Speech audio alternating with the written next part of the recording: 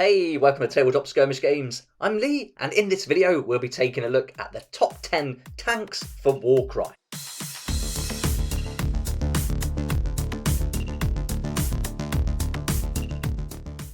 I'll be taking all the information for this video from the 4 Grand Alliance supplement books for Warcry, and also from any downloadable fighter cards that were published on the Warhammer community site.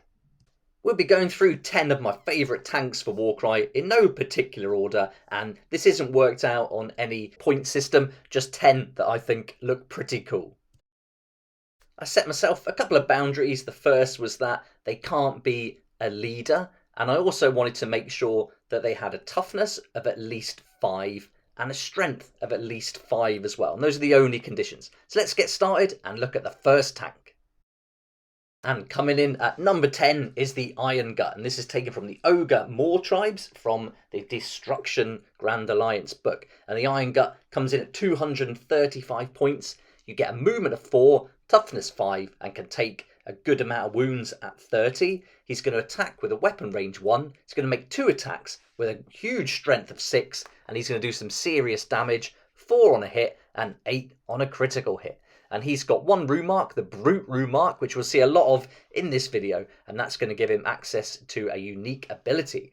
And that ability is a double called On the Moorpath, but he also gets a triple called Bull Charge. And let's do the double first. So on the Moorpath, here we add half the value of this ability, rounding up to the move characteristic of this fighter for the next move action they make this activation. So I really like this idea of getting them into some kind of like advancing move and using their brute strength to just run right at the enemy. And here we can add half the value of the ability. So if we get a 5 or 6 for our value, we can round that up to 3, and that takes that move action from a 4 to a 7, which is really going to get him in on the action then. And so you can use his second action during that activation to make an attack. He's also got this triple called Bull Charge, and here until the end of this fighter's activation, the next time this fighter finishes a move action within 1 inch of an enemy fighter, pick a visible enemy fighter within 1 inch of this fighter, then allocate a number of damage points to that fighter equal to the value of this ability. So here again we want a nice high one, a 5 or 6 for our value, and we can do some instant damage just for being close to an enemy fighter. So I really like those abilities, really suits the guy, and it really plays in to the narrative of the Ogre Moor Tribes. And sticking with destruction, in at number 9 we've got the Auric Brute with Gore Chopper, and this guy is coming in at 200 points. He's got movement 3, so he's pretty slow, toughness is 5 and can take 25 wounds. He's going to attack with the Gore Chopper from a range of 1, and he's going to make 3 attacks, strength 5, and he's going to deal 3 to 6 on a crit. So not as much damage or movement or even wounds that he can take as the previous one, but he's certainly going to make a few more attacks, and he's not messing around with 3 to 6. But let's have a look at his abilities. So the Iron Jaws get a double and a quad that they can all use, so I'm not going to go through those, but he does get his own with that Brute rune mark again, which is a double called Duff Up the Big Thing, a great name for an ability. And with this one, until the end of this fighter's activation, add 2 to the attacks and strength characteristics of attack actions made by this fighter that have a range characteristic of 3 or less that would target an enemy fighter with a wounds characteristic of 15 or more. So we've got a few conditions here. So he's got to go after an enemy fighter who's got 15 or more wounds on their fighter card. So that's the first thing. And his range characteristic is 1, so that meets that one, that condition too. So as long as he does that, he can add 2 to his attack. So that's now going to be 5 attacks. And he can add 2 to the strength characteristic, which is now going to take it up to 7. So this makes him awesome, really. And so for a double, this is a brilliant ability. Being able to make 5 attacks, strength 7, and then deal 3 to 6 on a crit, he's going to be able to go up against those bigger fighters, even monsters, and dish out some punishment. So a really great tank for your warband. Now we're moving over to the Grand Alliance of Death with our Morghast Archai with Spirit Halberd. And this is going to come in at 250 points. We've got a huge movement here of 8, and we've got the fly rune mark. So we can fly a movement of 8, which is huge. And toughness is 5, and a lot of wounds at 35. So that's pretty impressive to get started with. The attack is going to be a range of 1, 2 attacks, strength 5, dealing 3 to 5 on a crit. So that movement and potential damage this one could take is really huge. But having those 3 to 5 damage with those attacks isn't too bad at all either. But he is lacking in the abilities department, no special abilities that he can use, but he can use the double Netherite weapon that all the Ossiarch Bone Reapers can use as one of their fighter abilities. And here we add 1 to the damage points allocated by each hit and critical hit from attack actions made by this fighter, this activation, that have a ranged characteristic of 3 or less. So that would take him from a 4 to a 6, which I think isn't too bad, but he is only making 2 attacks. So I think with this guy, you're really going to take advantage of that movement and get him in, hold an objective with that huge amount of wounds he can take, and then he can certainly dish out a little bit of punishment too if he has to. Now we're moving to the Alliance of Chaos, and we've got number 7, the Mighty Skull Crusher with Bloodglaive, and this is 225 points. We've got the mounted rune mark there, so we know that he's mounted and he's going to have some limitations. He can't go through archways and doors, but he's got a movement of 6, toughness is 6, and can take 30 wounds. So the toughness is starting to really go up now, and that movement isn't too bad at all. He's got an attack range of 2 inches with the Bloodglaive. He can make 2 attacks, strength 5, but he's not going to do as much damage as the ones we've seen previously. He's only going to do 2 on a hit and 4 on a critical hit. And with no abilities of his own, let's see what he can use for being part of the Khorne Bloodbound. And here you can see we've got a double called Blood for the Blood God. And here a fighter can use this ability only if an enemy fighter has been taken down by an attack action made by them this activation. This fighter makes a bonus move action or a bonus attack action. So these ones you have to take that enemy fighter down and then you can get a bonus from it. Almost the bloodlust that they get from making that kill forces them on to either make another attack or another move. So this guy, 225 points, he's pretty tough, nice movement, but he's certainly not going to do a huge amount of damage, but I think he'd be good for holding objectives and moving around quite quickly too. And sticking with Chaos, now we've got the Storm Feed with Warp Fire Projectors. And this one's coming in at 265 points. We've got that Brute rune mark again, so we are going to get an ability here. The movement is 5, toughness is 5, and a nice amount of wounds at 35. And this is our first proper ranged attack tank here. And so this is really great to see a tank who can attack from range. And we've got a minimum range of 3 and a maximum range of 8.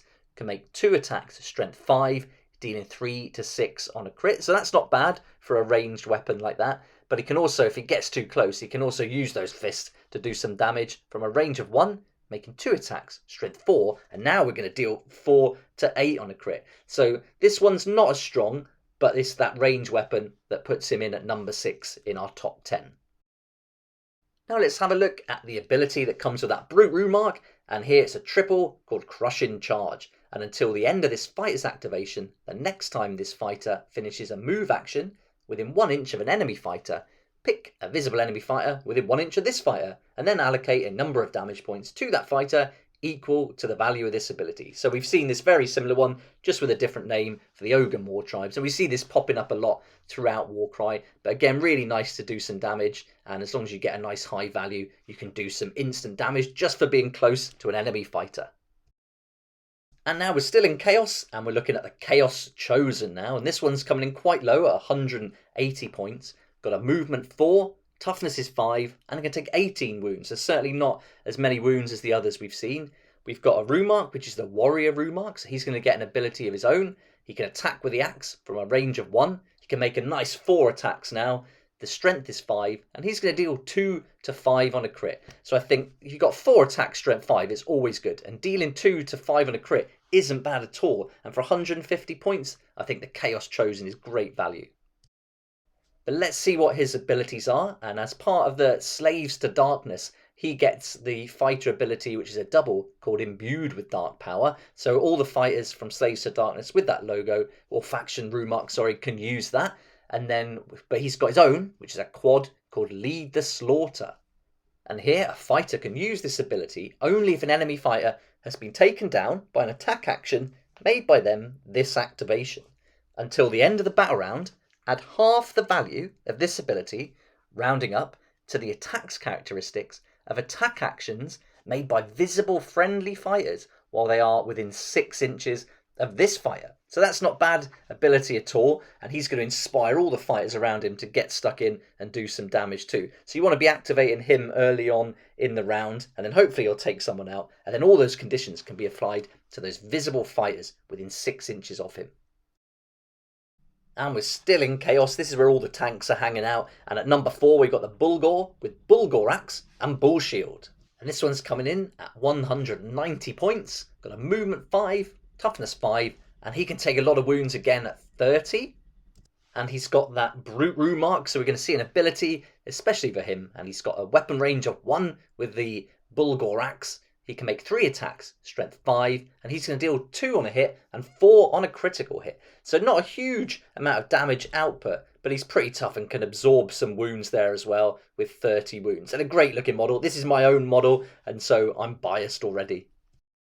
Let's have a look at that ability. So he can use the double Bray Herd ambush that all the Beasts of Chaos fighters with that rune mark can use, but he's got this Brute rune mark, which allows him to use the double Blood Gorge, and here a fighter can use this ability only if an enemy fighter has been taken down by an attack action made by them this activation, and then we remove a number of damage points allocated to this fighter equal to the value of this ability. So they have to take down an enemy fighter, and the idea is he's gorging on their blood as he's taken them out, and then he's going to recoup some damage points. So we can remove a number that matches the value of the ability. So a 5 or 6, he's going to be able to take those damage points off him. So with 30 starting and that ability, which is only a double, I think he's pretty good. I think he can really stay in the fight a long time, can certainly hold those objectives, fight off any fighters that are coming towards him to try and take those objectives back. And then as he does it, he's only going to get more tough and recoup those damage points.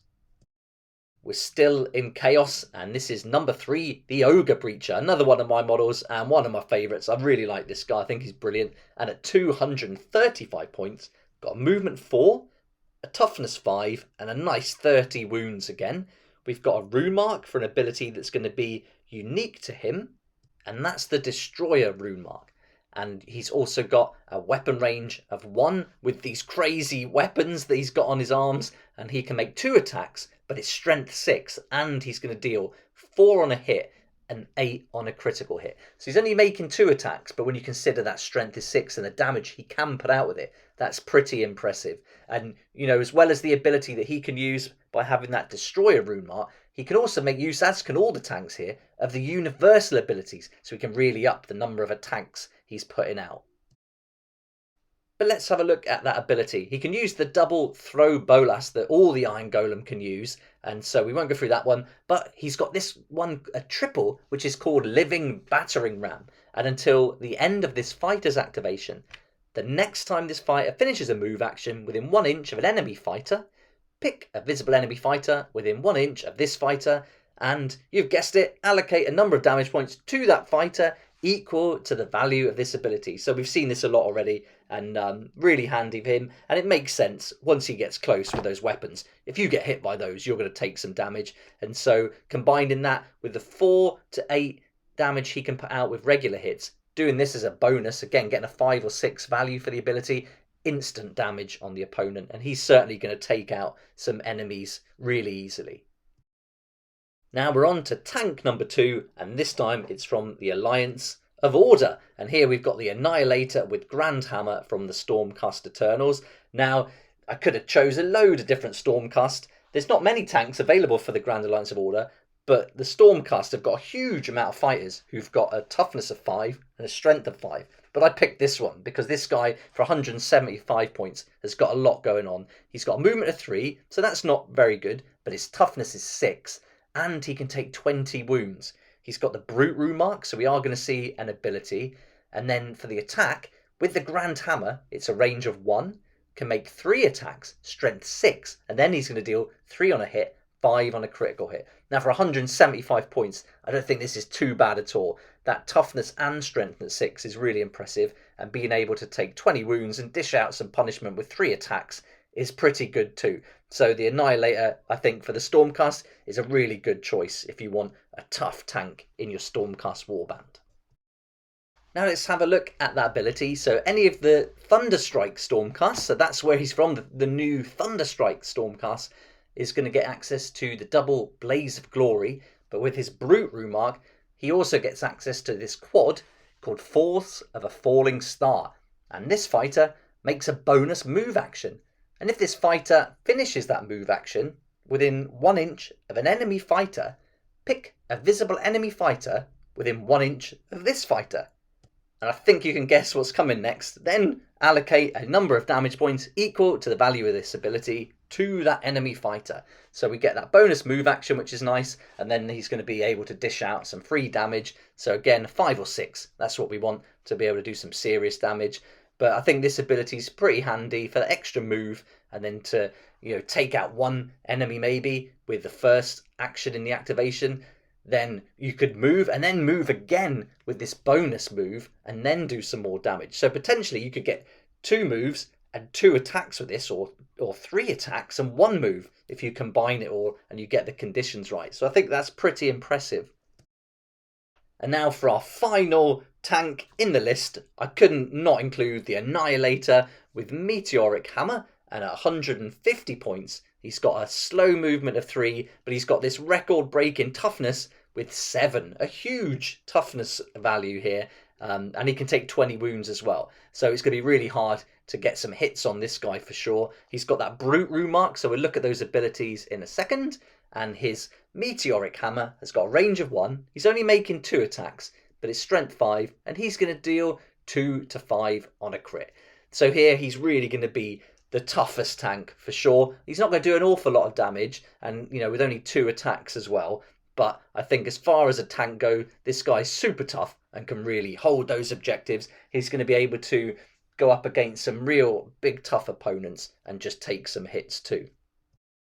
So our Annihilator with Meteoric Hammer is also from the new Thunderstrike Stormcasts, and so he's going to get those same abilities that we saw with the previous fighter. And so that double Blaze of Glory and quad Force of a Falling Star, I think this guy could be pretty helpful. 150 points isn't much either, so to have a real tough customer like this in your warband for 150 points is quite low as far as the Stormcasts go, and so I think this would be a must for me in my Stormcast warband. So that's my top 10 tanks for Warcry, and I hope you enjoyed the video. Let me know which your favourite is from this list, or maybe there's another tank that you think should have been included. But I'd love to hear your thoughts, so join in the comments section below. It would be awesome to hear from you. But for now, thanks so much for watching. Please like if you like it, subscribe for more videos like this, and don't forget to hit the notification bell to join me next time on Tabletop Skirmish Games. If you like this kind of content and would like to support the channel, then please check out my Patreon page, and thanks to everyone who's joined so far. It's really awesome. We hang out on Discord, talk about the hobby, share ideas and help each other out, and you'll get some perks there that you're not going to find anywhere else. So I'll put a link in the description, and it'd be great to see you there.